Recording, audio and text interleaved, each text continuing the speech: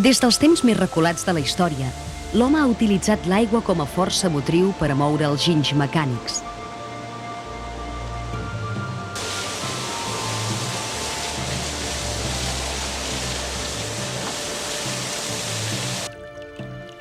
Amb el pas dels anys, ha donat forma al paisatge dels rius tot construint les séquies, les sínies, els recs, les rescloses i els canals que manaven l'aigua cap al molí.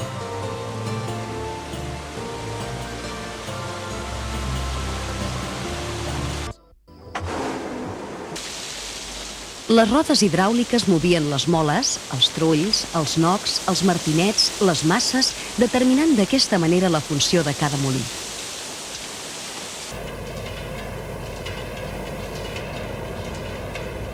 Així, el molí podia ser de moltes menes: fariner, arrosser, d'oli, draper, bataner, farga o paperer.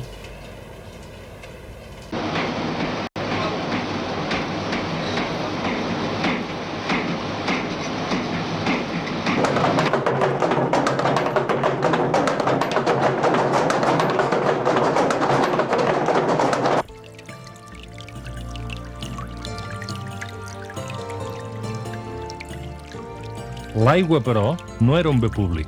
Pertanyia al reial patrimoni i només els municipis, els senyors o els monestirs podien accedir al domini útil de l'aigua, a canvi de pagar un cànon o un cens.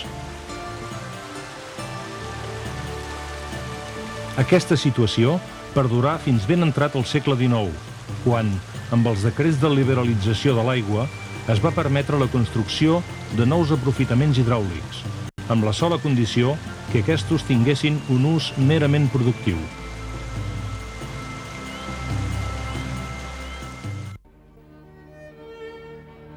El paper va ser introduït a Espanya pels àrabs al segle XI i d'aquí es va estendre a Europa. A Catalunya, les conques papereres dels rius Anoia, Francolí, Fluvià i Terri acolliren nombrosos molins atrets per la qualitat de les seves aigües. Els molins paperers necessiten aigua abundant, neta i clara, com a font d'energia i com a matèria prima per l'elaboració de la pasta.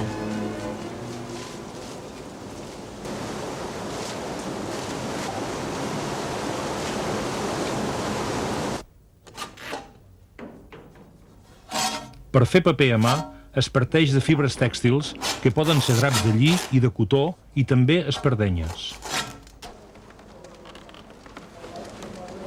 Abans, els draps es triaven, s'espolsaven i després es trinxaven a les piles, amb les seves masses clavetejades fins a aconseguir una pasta fina.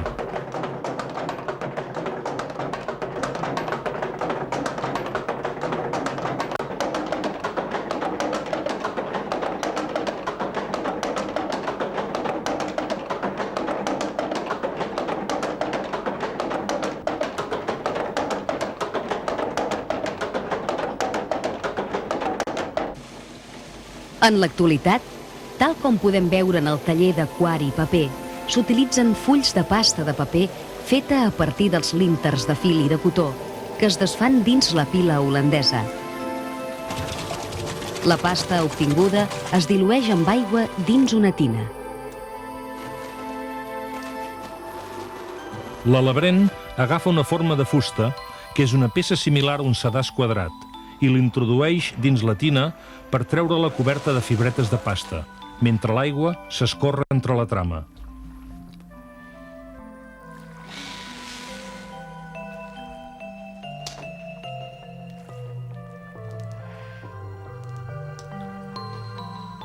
Els fulls molls s'apilen sobre una baieta, operació que es torna a repetir fins que la pila tingui una certa gruixària.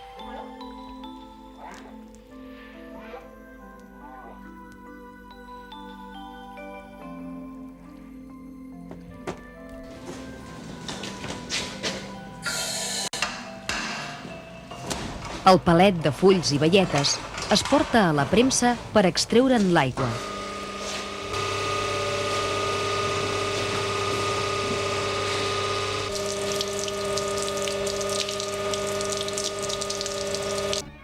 Una vegada els fulls s'han escorregut, es pugen al mirador per assecar-los.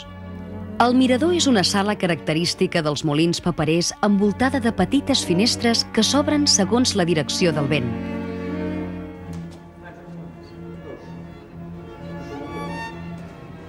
Els antics molins, com el Museu Molí de Capellades, a la comarca de l'Anoia, els fulls s'hi portaven 2 vegades.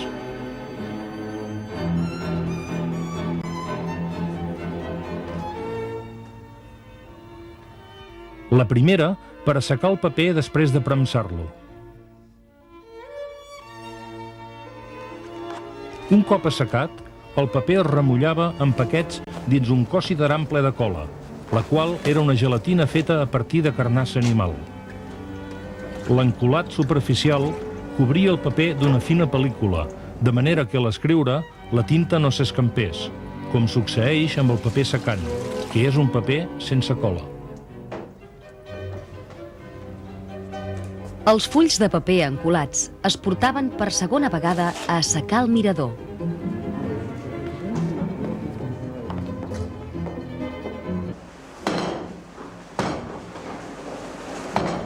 La següent operació era el setinat o allisat del paper. Al molí de Capellades, el setinat es feia amb un martinet o mall, mogut per una roda hidràulica.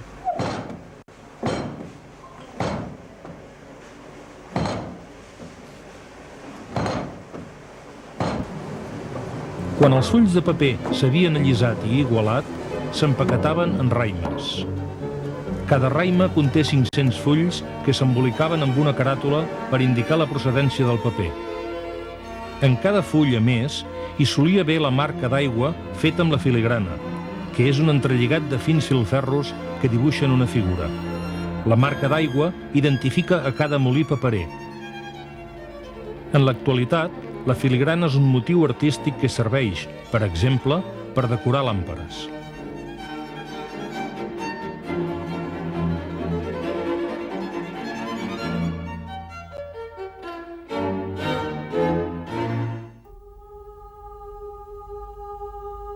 A finals del segle XVIII, quan es va permetre el lliure comerç entre Catalunya i les colònies americanes, els molins paperers visqueren una edat d'or.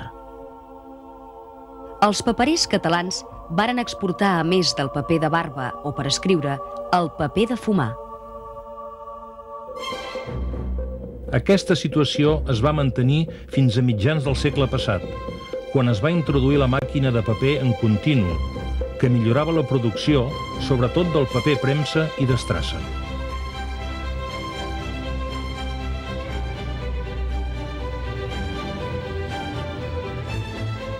A Girona ciutat, a tocar la Sèquia Monar i el convent de Sant Francesc, al barri del Mercadal, es trobava el Molí del Comú o Molí de la Ciutat. Des de començaments del segle XVIII, el molí va estar arrendat a la família de Miquel Badia. En algunes de les seves filigranes, a més de l'escut de la ciutat de Girona, també hi figura l'arcàngel Miquel. Durant l'ocupació napoleònica es va arrendar a Tomàs Lloses, Pere Balmes i Agustí Domènech. Es va enderrocar l'any 1839.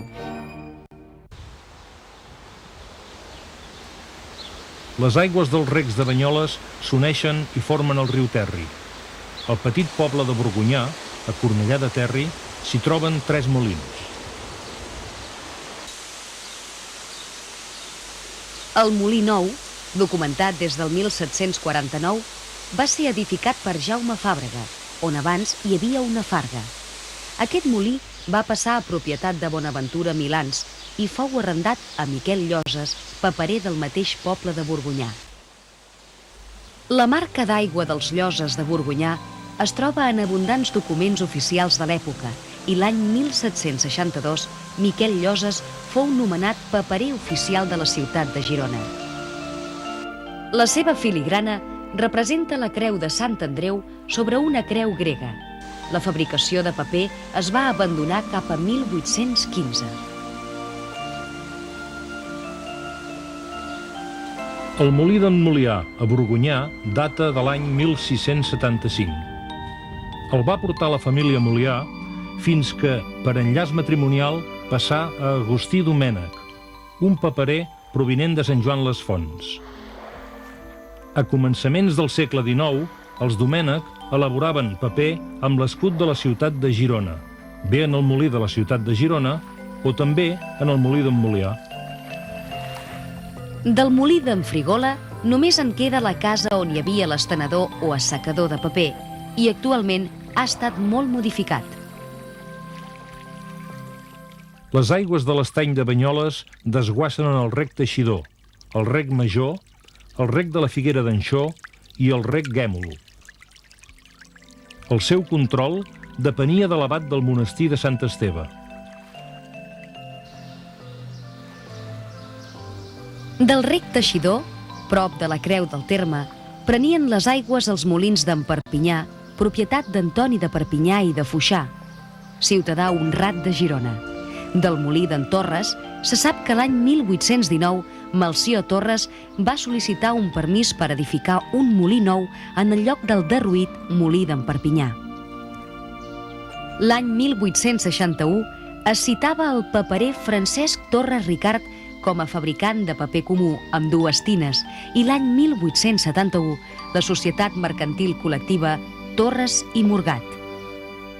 A la caràtula s'hi representen al·legories del comerç amb Amèrica, com el sol, un buc d'abelles, un indi, una bota, raimes de paper i la fama, símbol de la veu pública. En l'òval central hi figuren les tres torres, la filigrana dels Torres de Banyoles.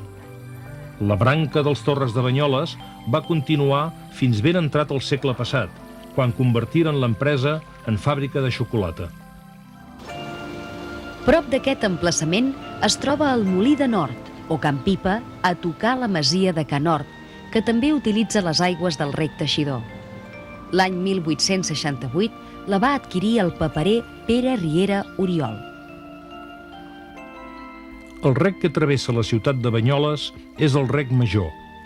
Seguint el seu curs, trobem el Tin i el molí d'en Massaguer, on consta que hi feia paper Joan Oriol. Aigües avall, en el carrer Muralla, cantonada amb el carrer Girona, es troba la fàbrica de Can Pujol, on temps enrere coexistien una fàbrica de filats de llana i un molí paperer. Per les referències de què disposem, en aquest molí s'hi establia el paperer Mas Mitjà, del qual es conserva la caràtula amb l'estany de Banyoles i l'estrella de 12 puntes, que alhora era la seva filigrana. Quan la família Pujol va adquirir el molí, la reconvertiren en una fàbrica de cortits. Com ha succeït a moltes instal·lacions industrials de Banyoles, el seu proper destí serà el d'un bloc d'habitatges. Aigües avall del rec Major es trobava el molí d'en Masgrau, un molí d'una sola tina que feia paper d'estrassa. S'ha enderrocat recentment, juntament amb el trull de Cal Nocaire. També s'ha enderrocat Cal Escatllà, que havia estat primer molí, després fàbrica de paper amb una màquina de forma rodona i a mitjans dels anys 50 fàbrica de cartró. Els Escatllà també eren els propietaris de la Farga d'Aram, activitat que coexistia amb la del paper.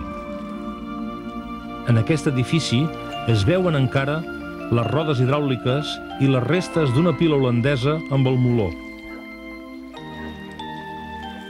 Les finestretes del mirador del pis superior són el testimoni més evident del molí paperer. De la vall del Terri passem a la vall d'Hostoles, al poble de les Planes, parròquia de Sant Cristòfol, on es troba el molí d'en Florença. Va pertànyer a la família Florença des de 1721 fins que el va llogar la família Torres Ricart. Més tard va passar a ser propietat de Domènec Descalç. Dels paperers Florença es conserva una filigrana amb el punyal de Sant Joan les Fonts. A la capçalera del Ter, a Ripoll, trobem el molí de Cal Guixo, també anomenat de l'Almoina, situat en el passeig de la Farga Catalana. En aquest lloc desguassava antigament el canal de l'Almoina, que controlava l'almoiner del monestir. D'aquest molí es conserva una pica a l'entrada del Museu Etnològic, i la filigrana del paperer Coll.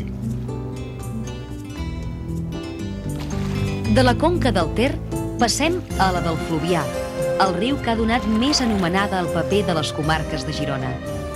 Molts molins s'instal·laren a la seva llera, atrets per la qualitat de les seves aigües i afavorida pel desnivell del riu. A Olot, prop del paratge de les Fonts de Sant Roc, es troba el Molí de Sant Roc. Se'n té constància des de l'any 1601, quan Baptista Bassols demanà llicència al Consell de la ciutat per a construir un molí paperer.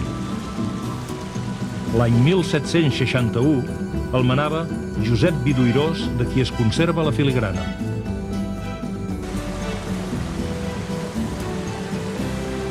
Aigües avall, al poble de la Canya, ara municipi de la Vall de Bianya, hi ha el Molí Vell o Molí d'en Gavarró en el paratge ombrívol del Noc de Can Cols. Es considera un dels més antics de la zona. Les primeres dades conegudes daten de l'any 1561. A mitjans del segle XIX s'hi va construir una pila holandesa, amb un cilindre i bancades de fusta, probablement la primera que funcionà a la zona de Sant Joan. En aquest punt, el Fluvià s'amaga rere l'espessa vegetació. Seguint el llit del riu, a l'antic camí de Sant Joan a Olot, es troba el Molí de Can Porxes o Molí d'en Balloi. En els seus inicis fou un molí de dues tines i masses de fusta. La seva fesomia actual, amb l'elegant xemeneia, és deguda a la transformació en fàbrica de paper, la papelera olotina. Prop de Can Porxes, enmig del fullam dels arbres, es pot veure Cal Serjant.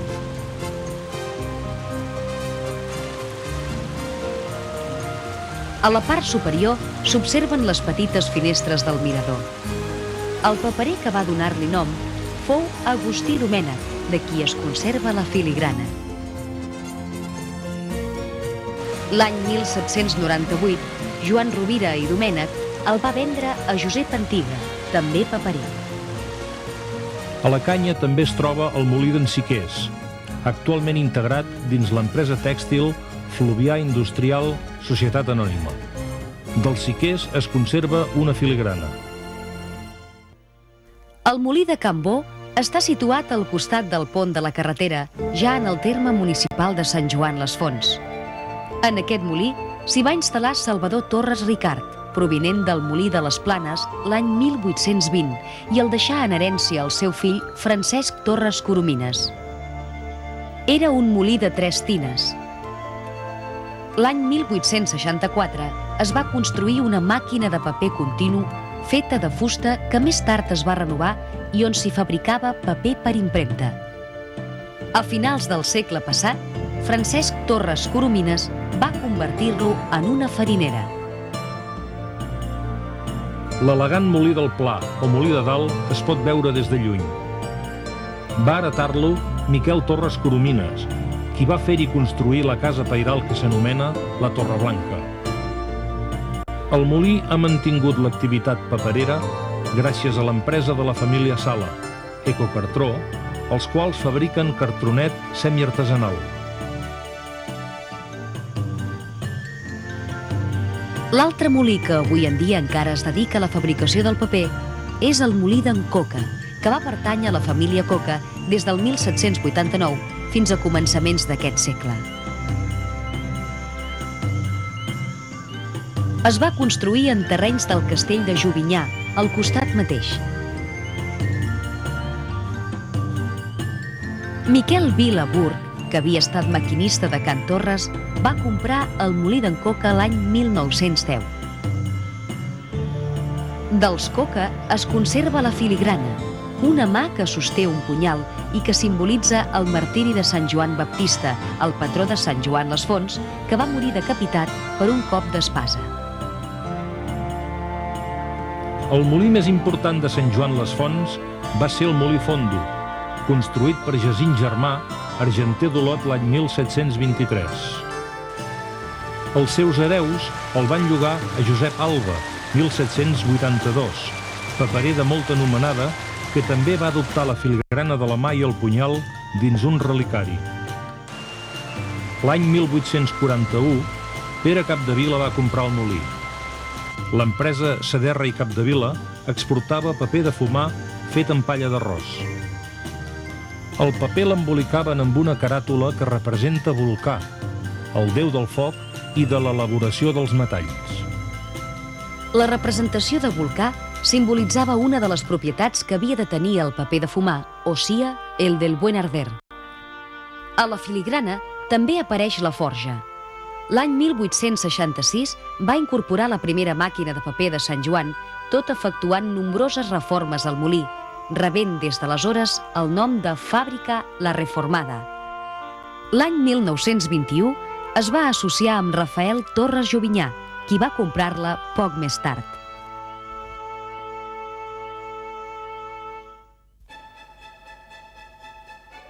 Cap a finals del segle XVII es va inventar a Holanda un procediment mecànic per desfibrar els draps, que s'anomenà pila holandesa.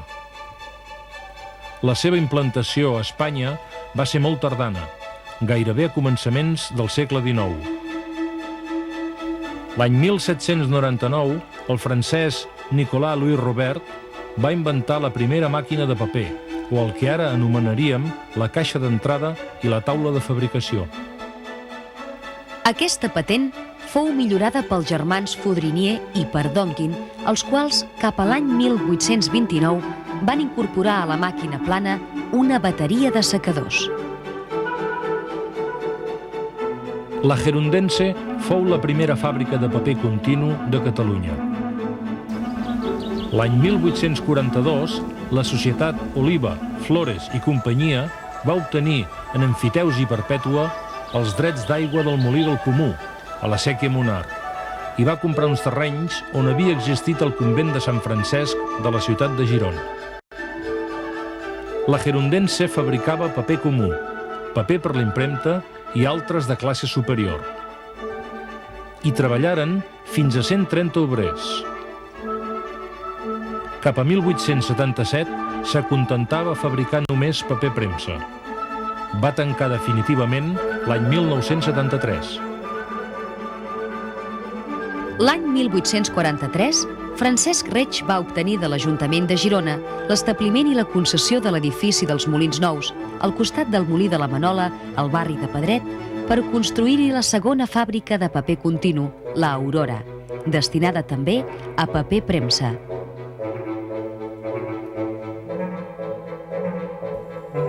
Aquesta empresa va funcionar fins l'any 1932.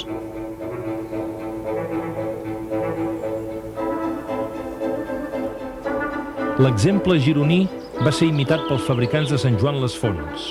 Els germans Francesc, Miquel, Joan i Salvador Torres Coromines varen construir cap a 1854 l'obra nova, on instal·laren una màquina de paper continu amb el nom comercial de Torres Hermanos. Alguns dels molins de la zona també varen instal·lar màquines de paper. El molí de Cambó, propietat de la família Torres, la fàbrica de l'empresa Capdevila i companyia, anomenada La Reformada, el molí d'en Coca, que avui manté l'activitat sota el nom de Pedro Vila Societat Anònima, i el molí d'en Balloi, o Can Porxes, a la Canya, que es va convertir en la papelera olotina.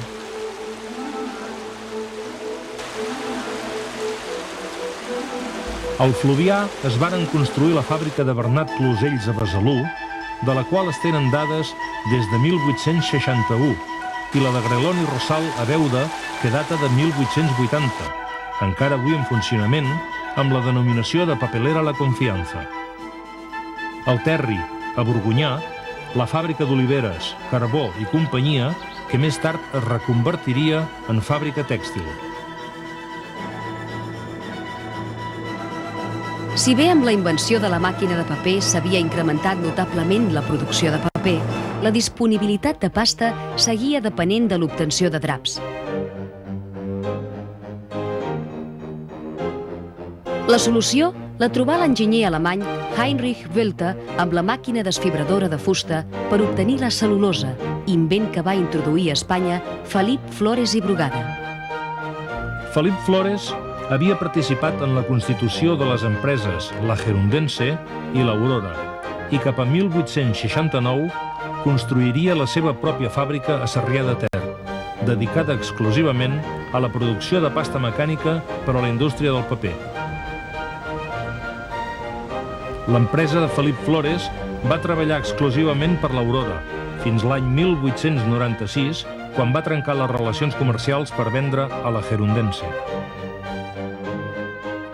A finals del segle XIX, molts dels molins paperers havien tancat les seves portes. Un altre invent, l'electricitat, hauria de modificar els processos industrials coneguts fins aleshores. Els molins, que ja havien substituït l'antiga roda de calaixos per la de turbines subministrades per l'empresa gironina Planes i Flaquer, es reconvertiren en petites centrals elèctriques, tot aprofitant el salt i la concessió d'aigua.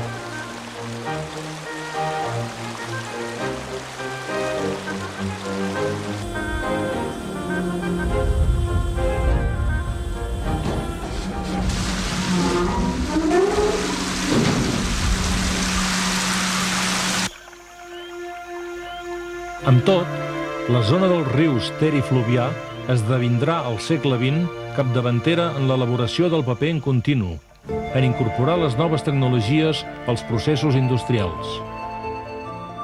Alguna de les famílies que han donat prestigi al paper artesanal del segle passat mantindran i incrementaran la seva activitat a les comarques gironines, com els Torres de Sant Joan les Fonts, que s'instal·laran al llarg d'aquest segle a Flaçà i a Sarrià de Ter, i l'empresa dels Guarro, paperers de Gelida, que ho faran a Campdevànol, al Ripollès.